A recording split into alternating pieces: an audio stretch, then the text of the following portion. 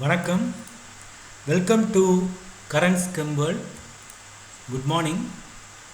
இன்னைக்கு இந்த வீடியோவில் நியூட்ரான் ஆக்டிவேஷன் அனாலிசிஸ்னால் என்ன, அதனுடைய பிரின்சிபல் என்ன, அதனுடைய பயன்கள் என்ன அப்படிங்கிறத டீட்டெயிலாக பார்ப்போம்.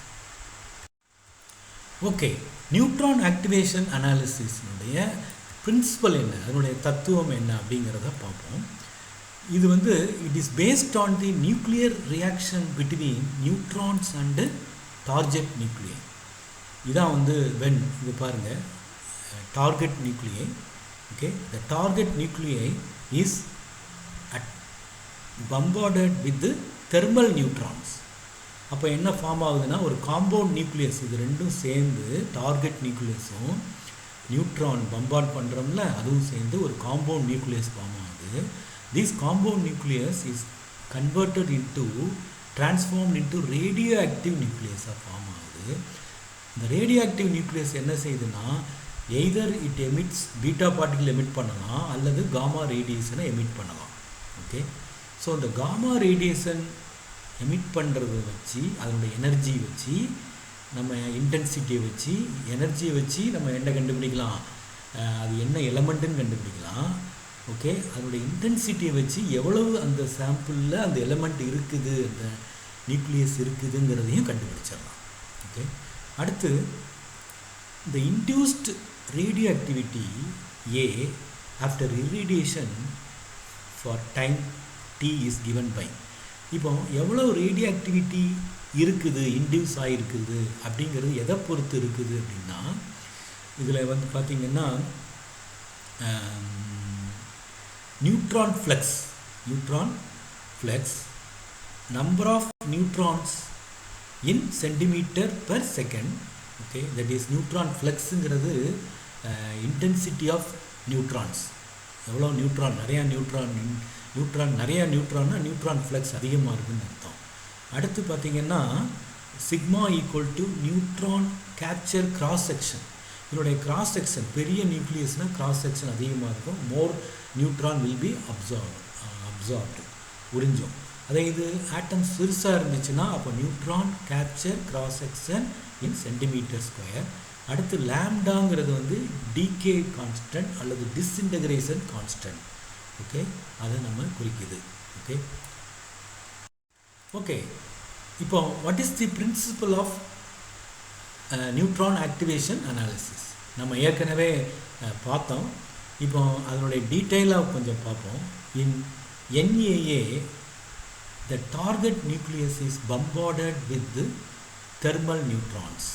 Okay, bombarded with neutrons. அடுத்து during irradiation the naturally occurring stable isotopes are transformed into radioactive isotopes by means of neutron capture. இந்த நியூட்ரான் கேப்சர் ஆகி அடுத்து இந்த compound nucleus is transformed into radioactive nucleus. Okay, அடுத்து பார்த்தீங்கன்னா இந்த activated radioactive nucleus decays according to its characteristic half life. Half life குறையாக இருந்தால் வேகமாக டிஸ்இன்டகிரேட் ஆகும். ஹாஃப் லைஃப் ரொம்ப கூட இருக்குன்னா மெதுவாக டிஸ்இன்டகிரேட் ஆகும். அதை வச்சு நம்ம different nuclei can be study at different time intervals. அடுத்து some nuclides emit beta particles only, but most nuclides emit gamma.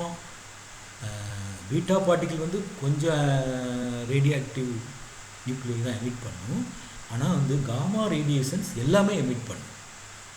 So that do with specific energy. அப்போ காமா ரே எனர்ஜியை வச்சியே நம்ம என்ன சொல்லிடலாம், இது இந்த எலமெண்ட்டு தான் அப்படிங்கிறத சொல்ல முடியும். பின்னாடி பார்ப்போம் நம்ம ஒரு எக்ஸாம்பிளில். The quantity of radioactive nucleotides radioactive nuclei is determined by measuring the intensity of the characteristic height of the characteristic gamma ray lines in the gamma ray spectrum. Okay, அடுத்த ஸ்லைடில் நம்ம காமா ரே ஸ்பெக்ட்ரம்னா என்னன்னு பார்ப்போம்.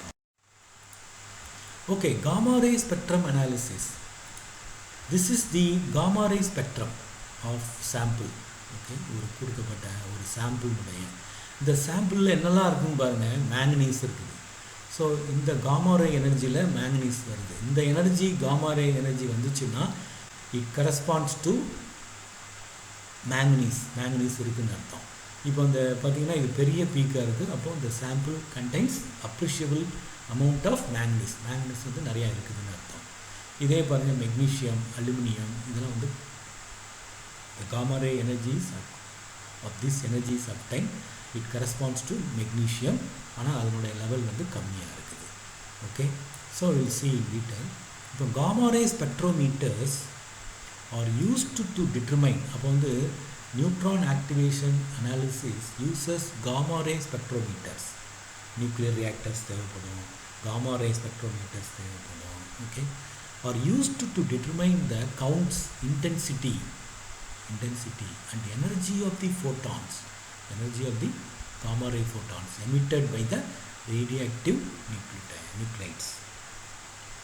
The peak location, இங்கே பாருங்களேன், peak location, இந்த energy emit ஆகுதுன்னா இது வந்து இந்த எலமெண்ட்டு அப்படின்னு நம்ம சொல்லிடலாம். இந்த பீக் லொக்கேஷன், பீக் பொசிஷன் அல்லது அண்ட் பீக் ஏரியா அல்லது height of the peak have to be determined. The peak location or position is a measure of gamma ray energy to identify the nucleus present in the sample.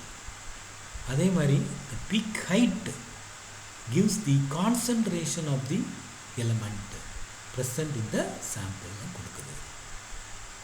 So what are the advantages, அதனுடைய பயன்கள் என்ன, அதனுடைய நன்மைகள் என்ன அப்படிங்கிறத பார்ப்போம். It is used to determine the chemical composition of a sample, of any sample.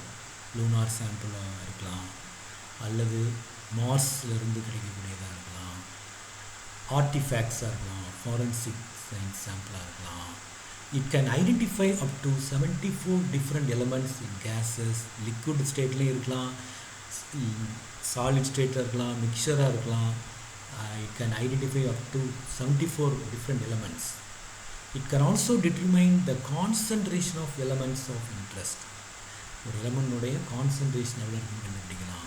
அதே மாதிரி நம்மளுக்கு ஒரு சின்ன சைஸ் இருந்தால் கூட போதும். சாம்பிள் சைஸ் வந்து கொஞ்சோண்டு 0.1 ml, நம்ம பொதுவாக வந்து 20 ml 30 ml எடுப்போம். வந்து sample size is very very small for neutron activation analysis. 0.001 gram இருந்தால் கூட போதும். நம்ம அந்த சாம்பிளில் என்னென்ன எலிமெண்ட்ஸ்லாம் இருக்குது அப்படிங்கிறத கண்டுபிடிச்சிடலாம். இட் இஸ் ஏ நான் டிஸ்ட்ரக்டிவ், ரீயூஸ் பண்ணிக்கலாம், திரும்ப அந்த சாம்பிளை நம்ம ரீயூஸ் பண்ணிக்கலாம். Can analyse multiple element in samples, வெவ்வேறு எலமெண்ட்ஸ் இருக்குங்கிறத கண்டுபிடிக்கலாம். அடுத்து பார்த்திங்கன்னா அப்படியே அந்த சாம்பிளை யூஸ் பண்ணிடலாம்.